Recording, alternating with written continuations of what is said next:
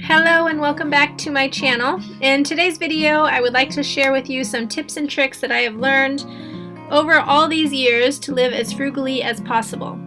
Because my husband is in seminary full-time, our income is super duper limited. We live well below the poverty line, and yet we still have food on our table every day and we have just what we need. The Lord has been kind to take care of us, and today I want to share with you some ways that I've learned to make our dollars stretch farther.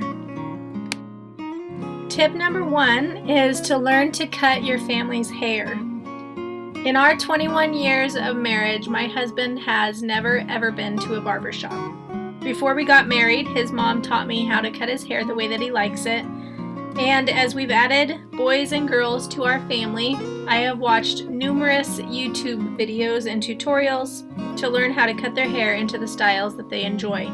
By doing this, I have saved our family hundreds, if not thousands of dollars over all these years. And it's actually a pretty easy thing to do.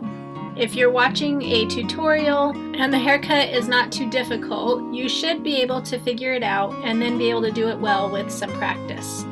My kids have learned that sometimes I mess up and they have to deal with it for a few weeks until their hair grows back out.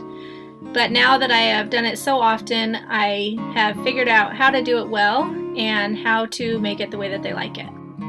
The girls do not get their hair cut very often. It's pretty easy to do a trim, especially whenever they have such long hair. But I have cut off hair for girls as well, from very long to fairly short, doing layered haircuts.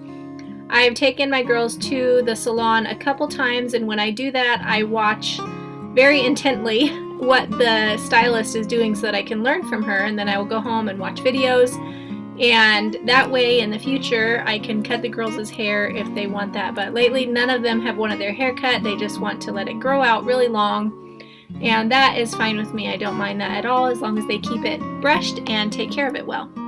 Something I have learned recently is how to cut the boys' hair with scissors. A couple of them like to have it longer on the top than what our razor will do, and so I've had to learn how to cut them with the scissors on the top part, and then I use the razor on the bottom. Today Crispin did not want any of his top hair cut, and so I just took a comb and made a part line down each side, and then I made a gradual shave up the side of his head. That way it's long on the top and shorter on the sides, the way that he likes it. Tip number two is to stay out of the stores. Too often, now that we live closer to some stores here in town, we will find ourselves wandering around in a thrift store, browsing just for something to do. Usually, we go to the thrift store, which can be a good thing and a bad thing, because good, the prices are cheap, so if I buy something, I'm not spending an outrageous amount of money. Bad, because the prices are cheap, and it helps me to justify buying something that I don't really need.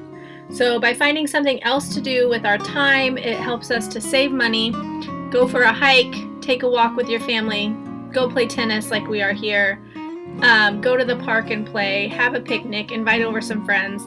There's a lot of other options to do besides wandering around in a store spending money. Tip number three is to make a list when you're shopping and to stick with your list.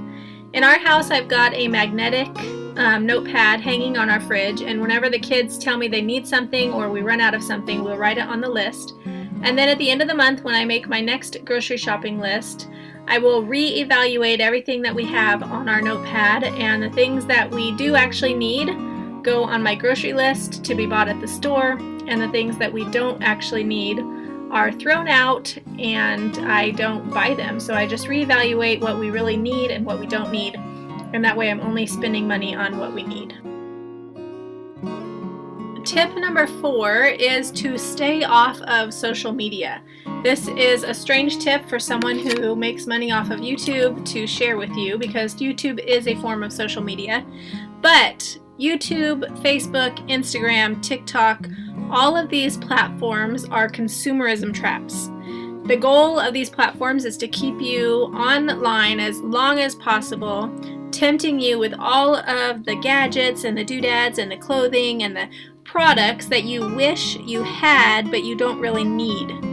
In my own experience, when I avoid social media, I am much more content than when I am online all the time. I don't end up coveting things that I don't need, and I don't doubt that what I'm doing is sufficient. It's really easy to see all of these Pinterest perfect pictures and videos and posts and think that we need to be doing something different so that our life will be perfect, in air quotes here, like what we're seeing online. And that is not the case. I know personally people who have a perfect Instagram account, that their life looks fantastic, like everything is going great, and in real life it is falling apart. And so you do not want to get caught up in thinking that what you're seeing online is real, because most of the time it is not. I try to put real life into my videos, but I also understand that sometimes real life is not pretty and it is not attractive. So I go back and forth between what I put in videos, what I don't put in videos, but staying off of social media helps you from coveting and thinking that what you don't have is what you need and then spending money on it. I hope that these were encouraging for you and helpful. Thank you so much for being here. I'll see you tomorrow with a new video. Bye-bye.